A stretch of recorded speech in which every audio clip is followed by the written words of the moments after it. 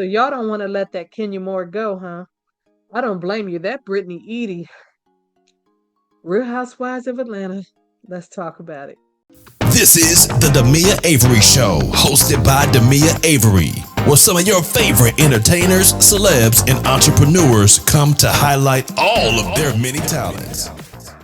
Hello, everyone. This is Demia Avery with the Demia Avery Show, and welcome to yet another episode of the Entertainment Report. As you can see, we're in a different studio today. I don't even want to discuss what was going on today. You ever have one of those days when just things just is not going the way that you planned? But anyway, we're gonna do this thing. We're gonna do it off right. So we got a lot to cover, a little bit of time because I know you guys got a lot going on. So we're gonna start off with the Real Housewives of Atlanta. Be honest with y'all, I've been watching Real Housewives of Atlanta for a long time. Ever since when Drew came on the show, I think I watched some episodes with Drew. Just miss the old cast. I really, really do. I miss the old cast. But for the fans that are that still love Real Housewives of Atlanta, there seems to be a groundswell coming up that people don't want Kenya Moore to leave the show. They don't want her to leave the show because they're like, okay, if she leaves the show, ain't no sense of watching the show. Sense of watching this show. Whether you love or hate her, some of these older players, they are the reason why you watch it. And so, okay, if you haven't been watching, supposedly, well, not supposedly, Kenya had unveiled some very sexual pictures of newcomer Brittany Edie. I believe that's her name. In retaliation for Brittany threatening her with some with pow pow. You know what that means, with some pow pow stuff last summer. And she seems to be a lot of extra. I haven't really watched her. I just went back and watched some videos about Britney, so I knew what I was talking about. But she seems very extra. I don't know if it's because she wants to be the stuff on the show, and she just came out like with a bunch of drama for no reason. Y'all tell me what she's really like. But no matter what, people are like, we really don't want Kenya off this show, or it's really not going to be anything, and they're not going to watch the next season. So you guys tell me what you all think about that. And then the fact that Kandi is no longer on the show. And speaking of Kandi, Kandi is now producing um Othello, the Broadway play Othello. And I had some interesting news about Kandi. It says Kandi Burruss and Todd Tucker have a big reason to celebrate after producing several Broadway shows. The Real Housewives of Atlanta alum and her husband might have scored their biggest hit on Broadway yet. Both Kandi and Todd are on the production team behind Broadway's Othello, starring Denzel Washington, according to Deadline magazine. And Othello just keeps breaking records as it plays 100% capacity and is now the top grossing play in Broadway history. The play broke the record for the highest weekly gross for a Broadway play and brought in 2.8 million in its second week of previews. Y'all know what? Kandi can bring in some money. You know what? I guess she's not the only person responsible for that, but she knows how to bring in that bag. So congratulations to Kandi. And she really, for the longest time, I was wondering when she was gonna go off that show, because she really, I don't think she had a storyline anymore. And I think, sometimes it is time to move on. And I think it was her time to move on and just go ahead and do other things.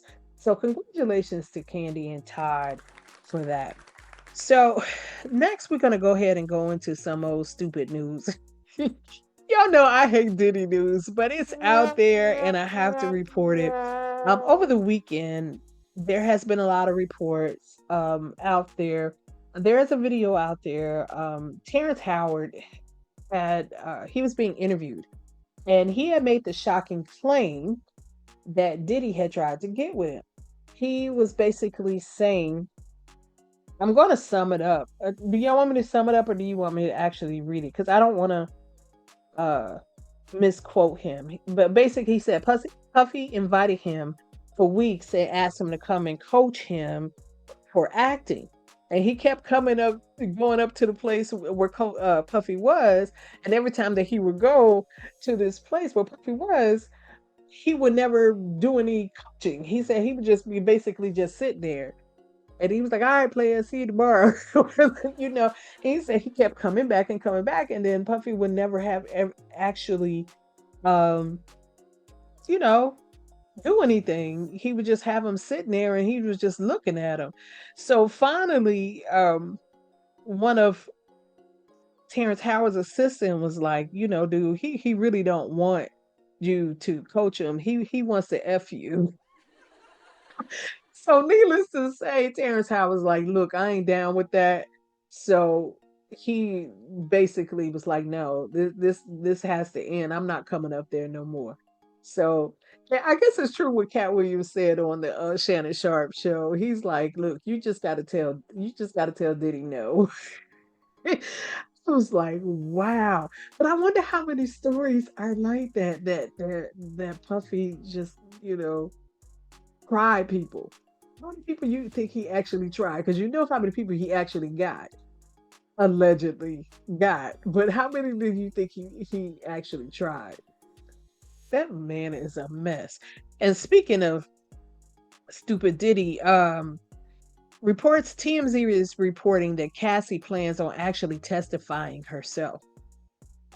She's not doing this anonymously. She's planning on testifying. So I hope this is true during the upcoming trial.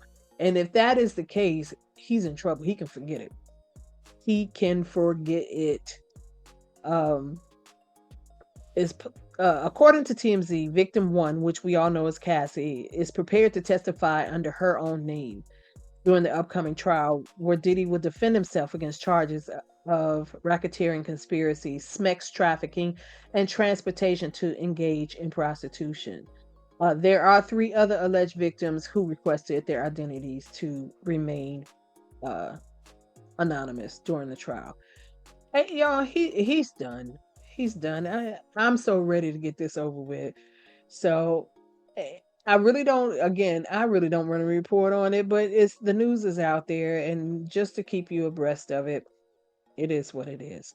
Here's some old school news. For those who are old enough, actor Jay North, that starred as Dennis the Menace. You have to be old enough, but they've had what do you call it? Not reruns, but um movies that have I can't even think of the name of it, but Dennis the Menace.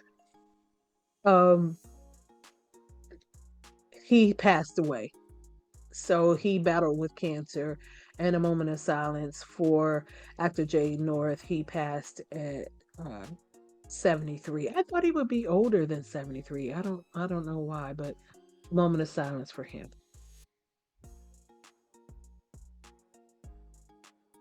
Condolences to his family and friends. All right, and lastly, if you are a movie buff and if you are a video game movie buff, a Minecraft movie smashes box office expectations with $157 million opening this weekend. The blockbuster adaptation of the 2011 video game Minecraft shatters box office estimates, grossing 157 million domestically and marking the biggest opening weekend of the year. So that's exciting if you're a big movie buff. So anyway, that is our entertainment report this today. I'll see you guys tomorrow, and don't forget to subscribe if you're on YouTube, like and share if you're anywhere else, and I'll talk to you tomorrow. Bye-bye.